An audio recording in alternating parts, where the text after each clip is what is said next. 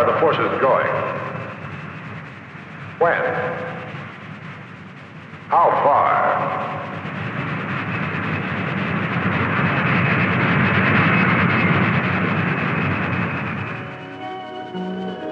Are there thunderstorms between March and McCoy?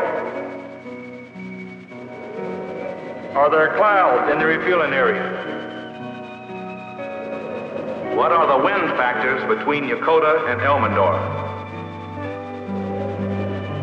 What's the cloud pattern between Mildenhall and Aviano? AFGWC, this is Air Force One. Passing the coast of Spain and still holding flight level 370. Do we have turbulence ahead? What are the winds up to 100,000 feet over Vandenberg day after tomorrow? The Army wants to know how much rain to expect within 50 miles of Ramstein in the next 3 days. How cold will it be at Fort Greely tomorrow morning? When can we expect clearing at Fort Ord?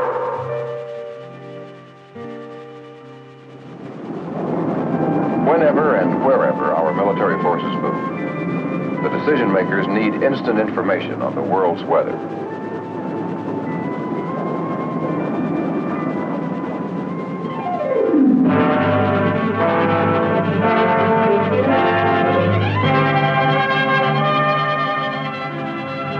The Air Force Global Weather Central at Offutt Air Force Base is commanded and staffed by an outstanding team of Air Force weathermen.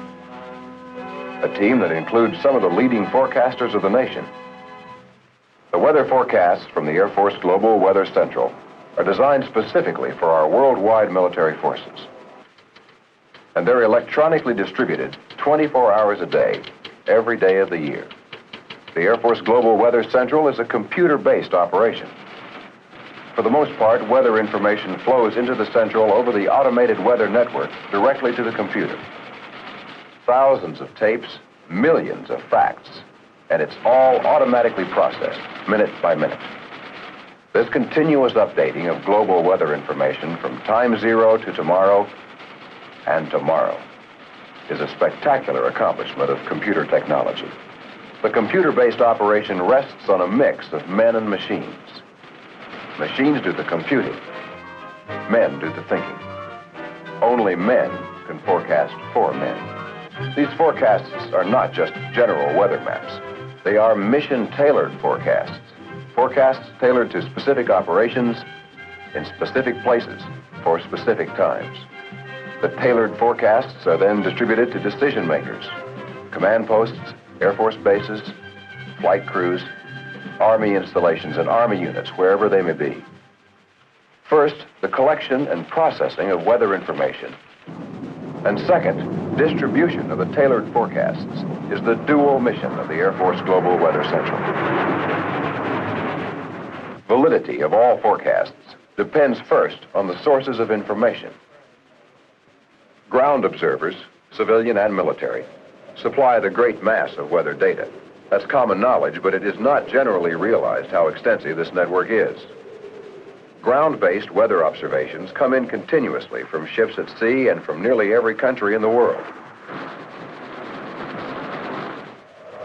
On these maps, every red dot is a weather observation site.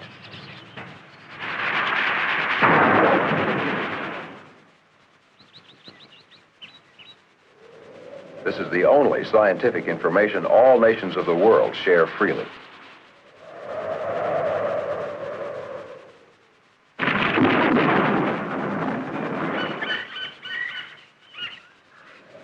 Weather information is even transmitted through curtains of bamboo and iron.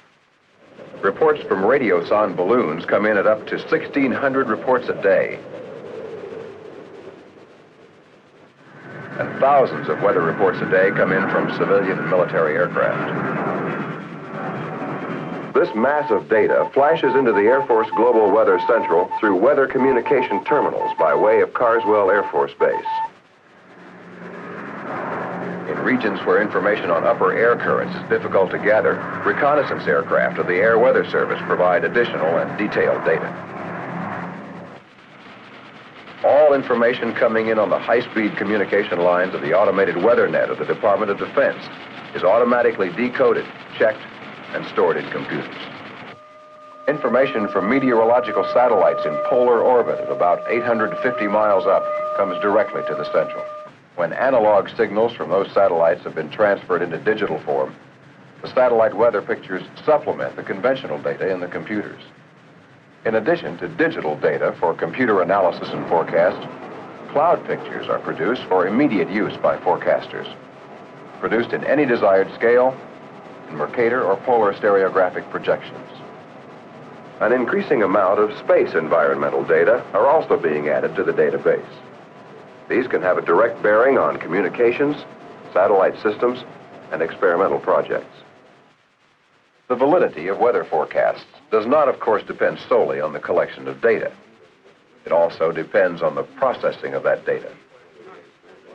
But how can the millions of facts be correlated minute by minute, hour by hour?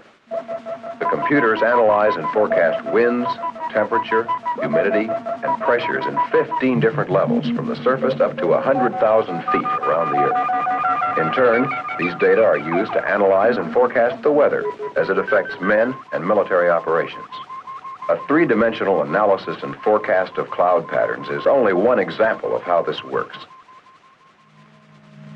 This forecast begins with what meteorologists call existing conditions. Existing conditions are constantly updated by all available information as it is received. A ground observer reports a low cloud base from his particular site. Another observer reports scattered middle clouds. Instantly, the cloud data are adjusted by the computer to reflect this information. In the same way, the computer adjusts altitude of cloud tops to reflect an aircraft report or a ground radar report.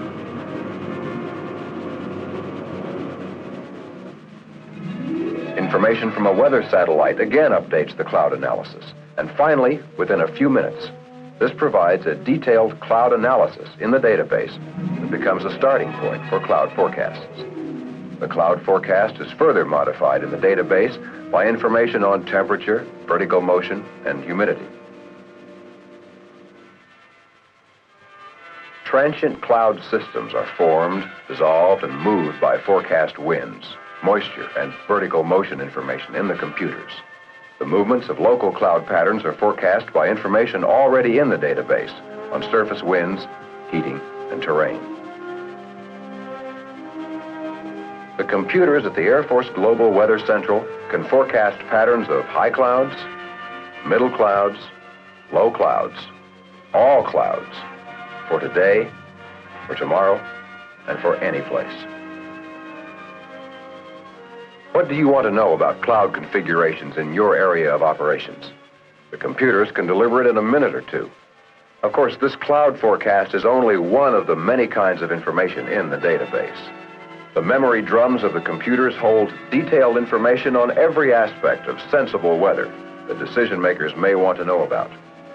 Rain, hail, icing conditions, temperatures, or wind direction and velocity at any level, anywhere. But how is it possible to identify small weather situations here or there and do it on a global scale? For this, the Air Force meteorologists use a concept they call windows. For example, there's a window over Europe, one over Asia, and one over the United States. Developing the computer grid for any window, that is, adding vertical and horizontal grid points within the window, enables the computer to report in greater detail.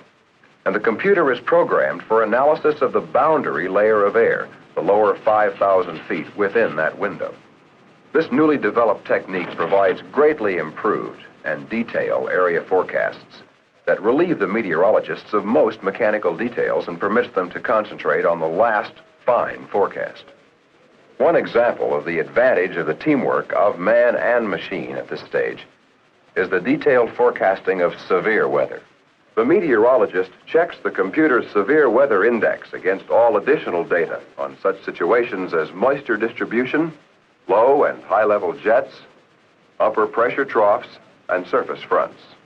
Lastly, this final forecast of weather made by man and computer is placed back in the computer to be used as a base for tailored forecasts. But the meteorologist's job is not yet finished. Using the latest minute-by-minute observations, he continually watches the weather develop and transmits weather warnings and any amendments to them to the military installations that will be affected. Forecasts for specific operations are of critical importance to military success. For example, every SAC bomber flight requires a carefully tailored forecast, a forecast that includes altimeter settings along the route, winds, turbulence, clouds, visibility, and any other important fact that would affect flight.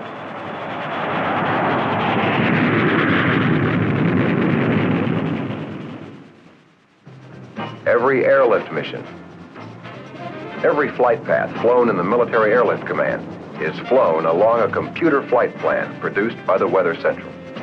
Plans that include flight profile and altitudes, wind direction and speeds, true airspeed, ground speed, time en route, distance from takeoff and distance to touchdown, true course, magnetic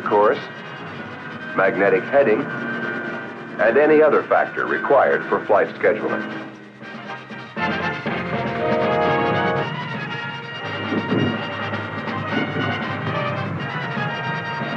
Weather forecasts for large-scale exercises should be requested well ahead of time.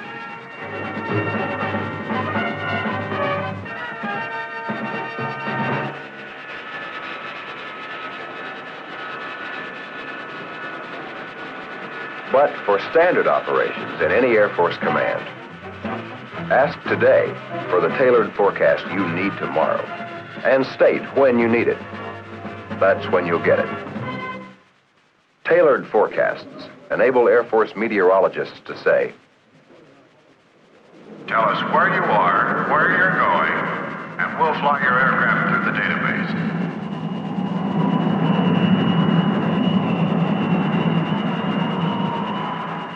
Or they can say to the Army, tell us where and when you're going to march, when you're going to fight, and we'll lead you through the sensible weather database. as a decision maker, you may well ask, how do I get this information when I need it?